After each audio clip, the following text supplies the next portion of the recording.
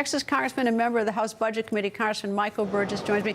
Good evening, sir. And what is the real impact of this budget that you've rolled out, the budget plan, a 10-year plan?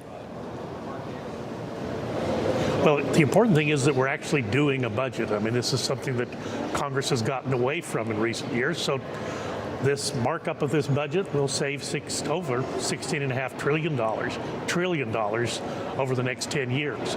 And that's the blueprint for going forward with a more sustainable spending future. All right, where does this budget go? I mean, we've got the other sort of problem of the deadline on this 30th, but what happens to this 10-year plan? What are you going to do with it? Well, it will pass. Will pass the House. Ideally, it would pass the Senate, and then it would be the blueprint on which we would base future spending decisions. Now, look, make no mistake about it. The September 30th deadline is real.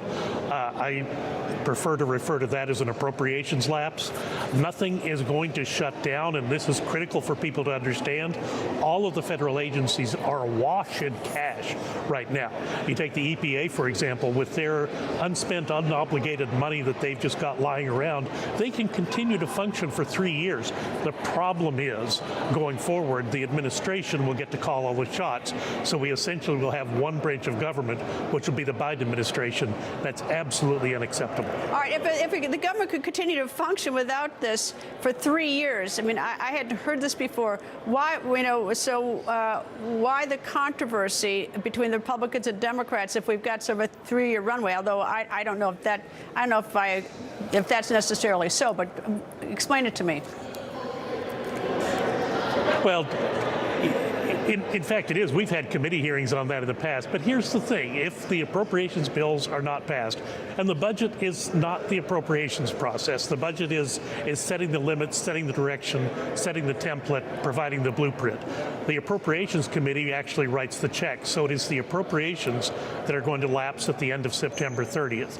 If that happens, then Congress has essentially taken itself out of spending decisions, and all of the spending decisions will be made by the administration. Unfortunately, we've seen that in the past in other episodes where there have been funding lapses. And remember, with President Obama, the first thing they did was draw the gates closed on the World War II memorial. Well, that's not costing any money to keep open, but they wanted to make it extremely painful on Republican members of Congress and their constituents, and they did. So that's kind of what we're looking forward to at the end of next week if the Republicans cannot get their appropriations bills passed. I'm still optimistic that we will be able to do that. What do you think the world thinks when they look at us at this? Every year we have this drama of whether the government's going to shut down or not and what it means. Do you think they look at it and think, boy, you know, democracy is great, look how great a job, or do they think that we just can't figure out our own bank account?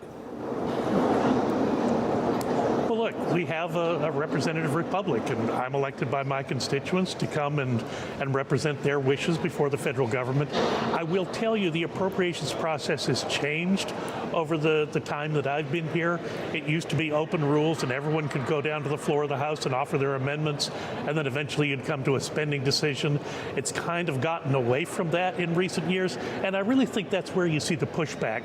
Members of Congress wanted to have the control over how the spending bills are written and executed, and to my mind, that's the reason for the conflict and the strife currently.